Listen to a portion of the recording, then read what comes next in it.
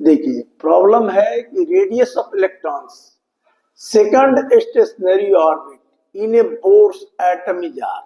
Second में क्या है, आर है, तो radius of third orbit will be क्या होगा।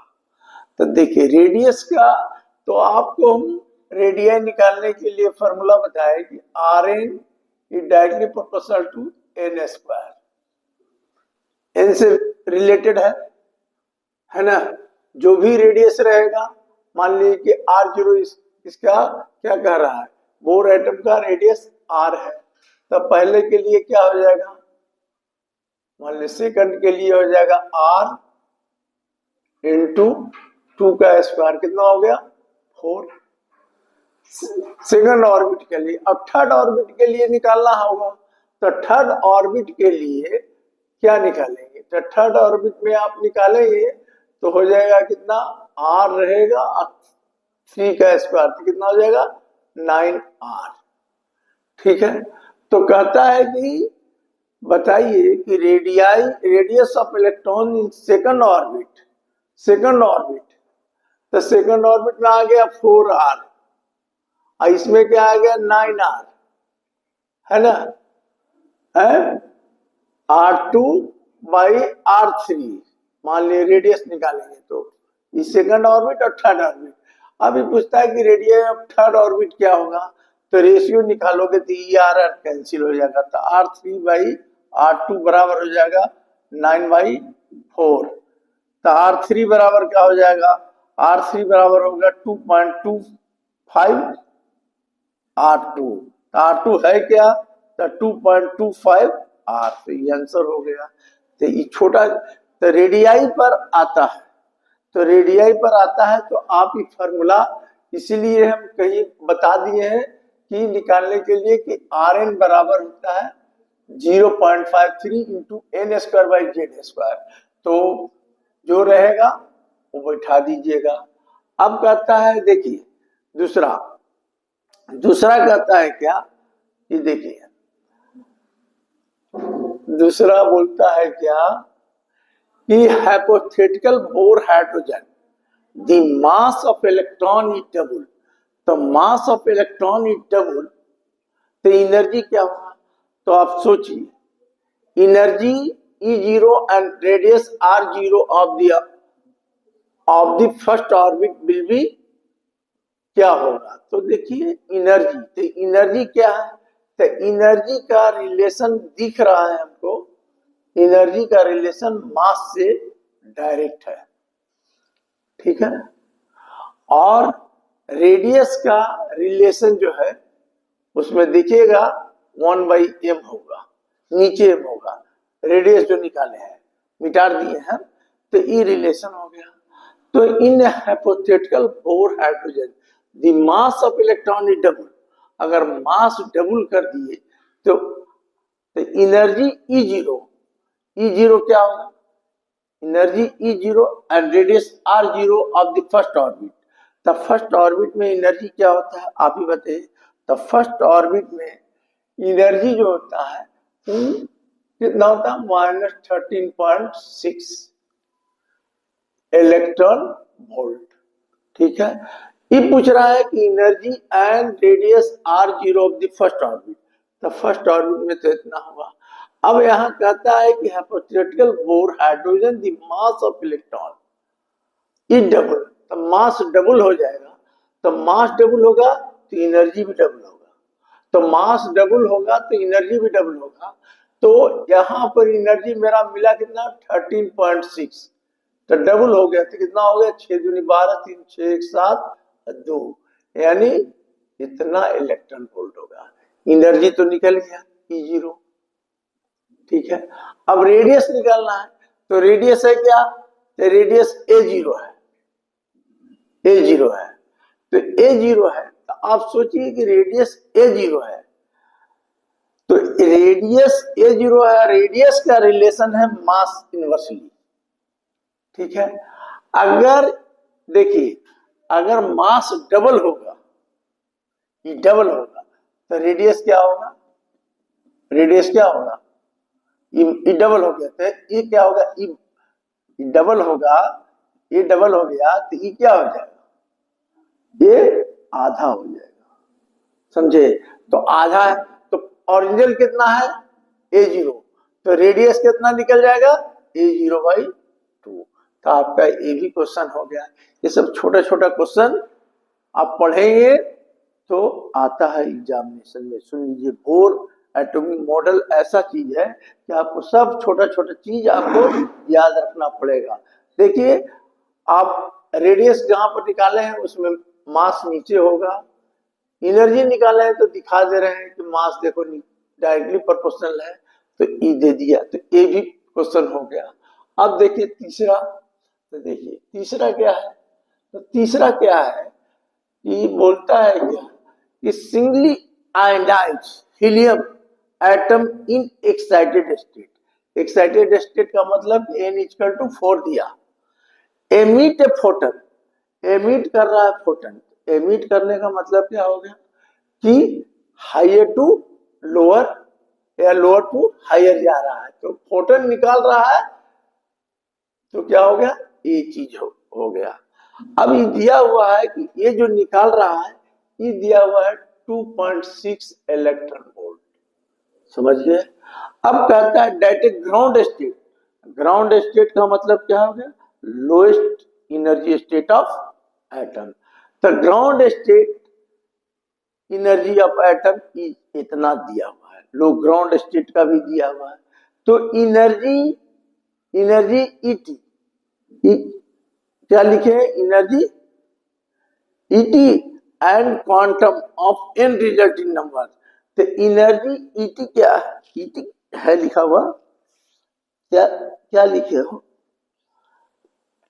ग्राउंड स्टेट इतना एनर्जी, हाँ एनर्जी निकालना है, energy and quantum number of resulting निकालना है, एनर्जी और क्वांटम नंबर निकालना है, ठीक है। तो एनर्जी निकालने के लिए तो आप देखिए यहाँ singly ionized helium atom is excited, n=, excited, तो क्या जानते हैं फॉर्मूला ग्राउंड स्टेट से। तो ग्राउंड स्टेट से निकालने के लिए फॉर्मूला आप जानते हैं कि एनर्जी अगर दिया हुआ रहेगा तो एनर्जी कितना है 13.6 इलेक्ट्रॉन वोल्ट।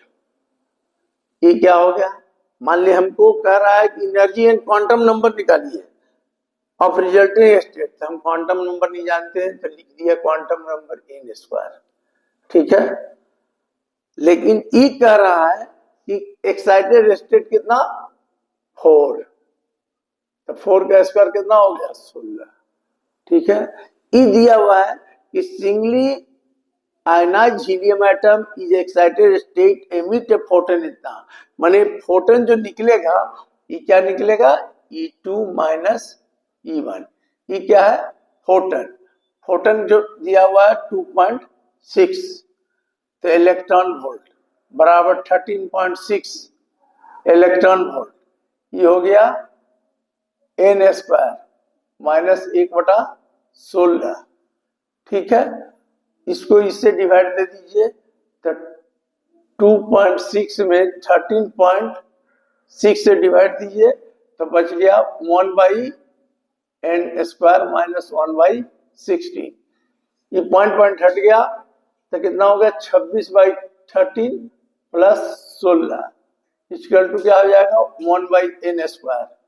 हमको निकालने का रहा है क्वांटम नंबर, तो क्वांटम नंबर है, ये एलसीएम ले लीजिए, लेके n का वैल्यू निकाल लीजिए। n का वैल्यू निकल गया तो एनर्जी निकालना है, तो एनर्जी कैसे निकलेगा, एनर्जी जैसे आप जानते हैं निकालने, एनर्जी एनर्जी जो आएगा बाई n², n का वैल्यू जो भी आएगा यहाँ बैठा दीजिएगा, आपका काम खत्म।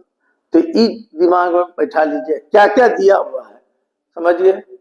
अब कहता है कि तीसरा कि ratio of longest wavelength and shortest wavelength in Lyman series of hydrogen. देखिए ये समझ में आया कि नहीं, तो एक क्या हो गया, देखिए a singly ionized helium atom in excited state, यानी n=4 excited state, emit photon, photon emit कर रहा है तो इतना, तो हम जानते हैं फोटोन किसको कहते हैं, E2 minus E1 equal to that is h nu, photon दिया हुआ है। कहता है ground state of the energy of hydrogen atom is जितना, ग्राउंड स्टेट का जो दिया हुआ है वो जो वैल्यू ये दिया हुआ है, समझिए। अब कहता है कि एनर्जी निकालिए एंड क्वांटम नंबर, तो पहले क्वांटम नंबर निकाल दीजिए, इतना का वैल्यू बैठाए, इससे कैलकुलेट किए, कैलकुलेट करके एन का वैल्यू निकालिए, फिर एनर्जी में बैठा दीजिए, तो आपका ए भी हो गया। अब देखिए, अब लास्ट क्वेश्चन ई है, तो देखिए इसको मेहनत कीजिए नहीं तो नहीं समझ में आएगा। अब जैसे ratio of longest wavelength to shortest wavelength in Lyman series, तो लेमन सीरीज में क्या होता है भाई, तो रेशियो ऑफ लॉन्गेस्ट, तो n1 इक्वल टू 1, तो n2 कितना 2, समझिए। तो हमको वेवलेंथ निकालना है, तो क्या वेवलेंथ के लिए फॉर्मूला होता है, तो देखिए वेवलेंथ के लिए भी हम बताए थे कि E2 माइनस E1 बराबर h न्यू बराबर 1 बाई लेमडा, h बाई माने c बाई लेम, न्यू बराबर c by lambda into h, h रहने दिए, c बाई लेमडा हमको निकालना है 1 बाई लेमडा, ठीक है, वेवलेंथ का, तो लॉन्गेस्ट ही हो गया। तो वेवलेंथ जब निकालेंगे तो क्या आता है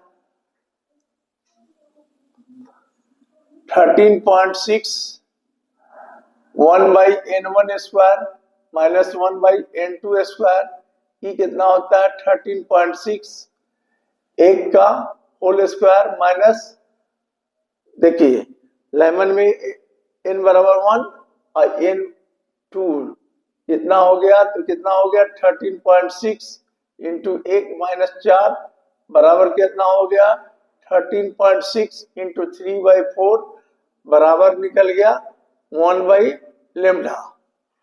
लेमडा बराबर क्या हो जाएगा, तो लेमडा बराबर हो जाएगा 4 बाई 13.6 इंटू 3, इसको 10 से मल्टीप्लाई जरूर कर दीजिए, ऊपर भी और नीचे भी कर दीजिए, तो ई वाला छोड़ दीजिएगा, क्यों, क्योंकि एक एंगस्ट्रम बराबर का होता है 10⁻⁻10, ये एंगस्ट्रम में बदल गया, इसको ऊपर 10 है, इसको ऊपर ले चल जाइए, आप कैलकुलेट कीजिएगा और वैल्यू लिख दीजिएगा, ये हो गया।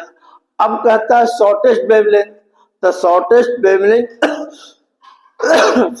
वेवलेंथ के लिए एक फार्मूला होता है, सुन लीजिए। शॉर्टेस्ट वेवलेंथ जब भी कैलकुलेट करने कहेगा तो शॉर्टेस्ट वेवलेंथ के लिए n1 इक्वल टू क्या कीजिएगा, n1 इक्वल टू 1, समझे, और n2 इक्वल टू इनफाइनाइट। अब चलेगा वही वेवलेंथ, ये हो गया मैक्सिमम, ये जो वेवलेंथ निकला मैक्सिमम। अभी जो मिनिमम निकालेंगे वो तो क्या हो जाएगा 1 बाई लेमडा मिनिमम बराबर 13.6, ठीक है, 1 by n1 square minus 1 by n2 square, n2 infinite है, एनीथिंग बाई इनफाइनाइट 0 हो जाएगा, तो 13.6 इंटू 1 लेमडा मिनिमम, तो लेमडा मिनिमम बराबर क्या हो जाएगा, उलट जाएगा क्या, 1/13.6, दोनों में डिवाइड दे देंगे तो रेशियो भी निकल जाएगा। तो इस ढंग से आपको देखिए एटॉमिक स्ट्रक्चर में बहुत सारा प्रॉब्लम है, और अब इसमें भी न्यूक्लियस है, न्यूक्लियस का भी प्रॉब्लम है, मास डिफेक्ट पर आता है, तो प्रॉब्लम आप बनाएंगे तो बहुत ज्यादा सॉल्यूशन होगा, बिना प्रॉब्लम को आपको समझ में नहीं आएगा।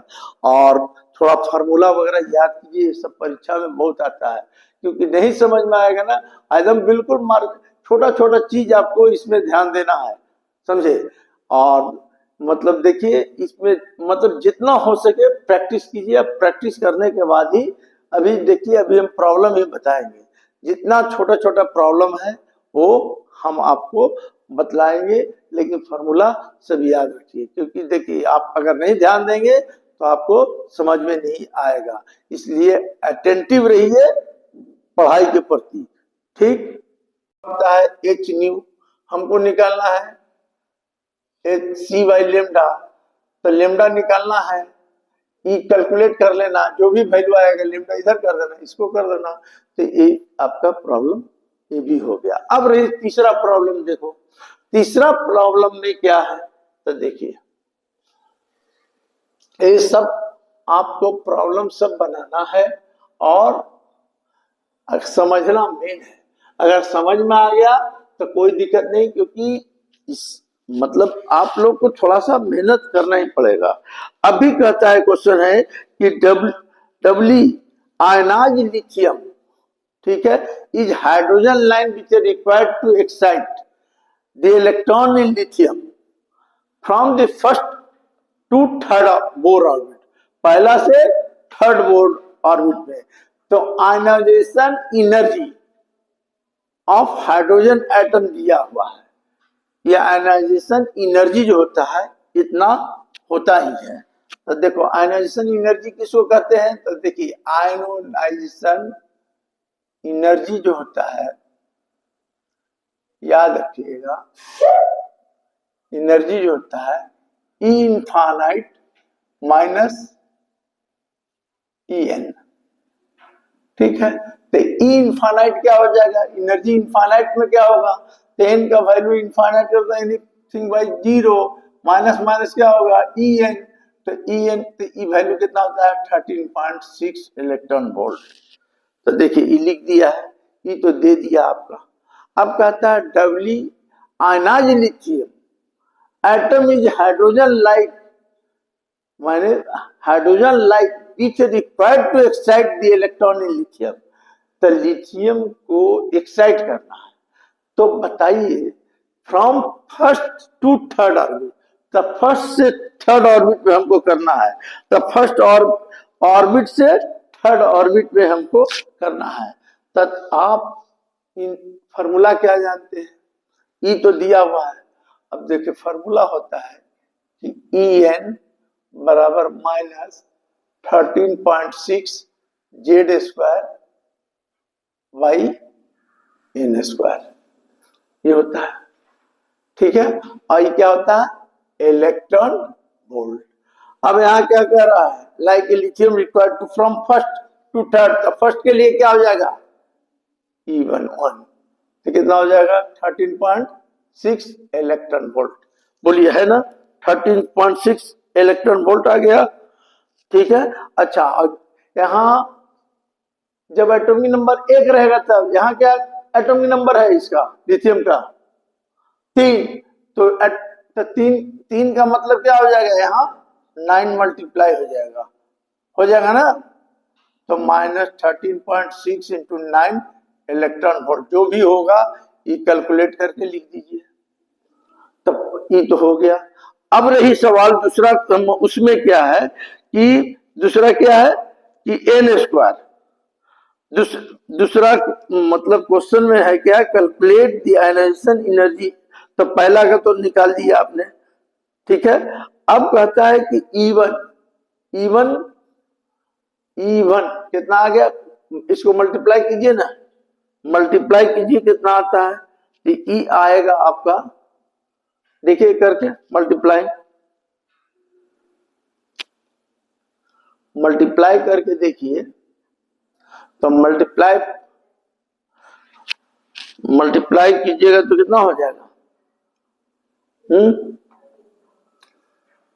फर्स्ट ऑर्बिट के लिए, अच्छा छोड़िए जब मल्टीप्लाई, अच्छा अब देखिए अब क्या हो गया, first orbit to third orbit के लिए क्या करेंगे, जाए लीजिए 13.6, ठीक है, 13.6 बाई कितना होगा 3 का स्क्वायर इंटू EB, ठीक है। तो इतना आ गया, तो इसमें हमको निकालना था क्या कि आयनाइजेशन एनर्जी इतना, calculate W ionise lithium hydrogen like which required to excite the electron in lithium from the first to third Bohr orbit, बस इतने ही। तो ये आपका हो गया, समझे, तो इतने ही निकालना था। अब E2 मान लीजिए कि निकालना भी रहेगा, तो कैलकुलेट करके इतना आता है कीजिए, तो इसका आता होगा देखिए 9 6 54, आई हो गया 9 3 27 अब 54 कितना होता है करके देखिए ना। इसका होता है इतना आता है क्या, इतना इलेक्ट्रॉन वोल्ट आता है, इतना कैलकुलेटर से आसान। देखिए 9 6 54 5 इतना आता है ना, तो इतना आ गया। अब हमको थर्ड ऑर्बिट के लिए निकालना है, तो थर्ड ऑर्बिट के लिए E2 निकालना है, तो क्या करेंगे, ये फर्स्ट में आ गया तो थर्ड में 9 से डिवाइड दे देंगे, जो वैल्यू आएगा वो आ जाएगा, समझे। और जब ई दोनों आ जाएगा तो क्या करेंगे, E2 माइनस E1 बराबर h न्यू। तो ई तो सिर्फ एनर्जी निकालने कह रहा था, इसलिए ये इतना हो जाता है। तो चारों प्रॉब्लम। अब देखिए प्रॉब्लम आता है इंटरेस्टिंग रेडियस पर। तो रेडियस पर कैसे आएगा, तो ये सब चीज देख याद रखिएगा। इसका प्रॉब्लम जो है फार्मूला और कॉन्सेप्ट अगर याद रहेगा तब बनेगा। जैसे देखिए क्वेश्चन है, देखिए और इसमें क्या है कि मॉडर्न फीस है, इसको कहा जाता है मॉडर्न फीस। मॉडर्न फीस बहुत इंटरेस्टिंग पेपर होता है, ये सब बिल्कुल समझने की सोच है। अगर आपको समझ में आता है तो ठीक, नहीं तो बहुत लोगों को समझ में आता है। जैसे देखिए एक मेगा इलेक्ट्रॉन एनर्जी मास इक्विवेलेंट कितना वैल्यू होता है, तो आपको थ्योरी में हम सब बताया है, पर ये सब प्रैक्टिस करेंगे ना तब समझ में आएगा। देखिए परीक्षा में भी बहुत ये सब प्रॉब्लम आता है, तो आपको ध्यान देना है, क्योंकि देखिए अगर आप पढ़ेंगे नहीं तो दिक्कत होगा, क्योंकि किताब में रखा हुआ विद्या और दूसरे के हाथ में धन कभी काम नहीं आता है। इसलिए आपको क्या करना है, सब दिमाग में कलेक्ट करना है, और नहीं तो कुछ नहीं समझ में आएगा। क्योंकि बहुत लोग बोलता है कि मेरे को फिजिक्स समझ में नहीं है। मॉडर्न फिजिक्स ऐसा इंटरेस्टिंग पेपर है कि कुछ कह नहीं सकते। जैसे सेमीकंडक्टर पढ़ा है, पी एन डायोड पढ़ा है, रिवर्स बायस माने आप अपने लिख सकते हैं। अगर आप नहीं मैंने समझा हुआ चीज है, हम जरा भी बोर्ड पर आपको नोट जैसा नहीं लिखते हैं, हम खाली बकते हैं। क्यों बकते हैं कि आपको छोटा छोटा चीज, ये सब चीज जानना चाहिए है? नहीं जानेंगे तो दिक्कत होगा आपको, समझे। इसलिए हम आपको बोलते हैं कि थोड़ा सा अभी देखिए, अभी एग्जामिनेशन के एक बच्चा हमको बोल रहा है क्या कि लाइट पढ़ा दीजिए पूरा। अब लाइट संभव है, हम के फिजिक्स तुम पढ़े हो है, तो तुम पढ़े हो ना जी, अब कहते हो कि लाइट पढ़ा दीजिए, तो लाइट पढ़ाने में हमको टाइम लगता है, इतना पढ़ाना है कि हम तो बहुत डंडी मार देते हैं, बहुत कम चीज बताते हैं। नहीं तो जानते हैं इसमें हम बताना शुरू करें तो बहुत बताएं। ये स्पेशल किताब है मॉडर्न फिजिक्स का, एकदम जो खूब बना सकते हैं उसमें, लेकिन आपको ये सब छोटा छोटा चीज जानना पड़ेगा। अब समझे, और नहीं जानेंगे तो दिक्कत होगा। क्योंकि हम बहुत देखा है कि बच्चे को थोड़ा, अब जैसे इतना फॉर्मूला बताया, इस सब प्रैक्टिस कीजिए क्या होता है। अभी जैसे हम न्यूक्लियर फिजिक्स में बताए हैं, आपने अभी तक पढ़ा होगा इलेक्ट्रॉन प्रोटॉन न्यूट्रॉन।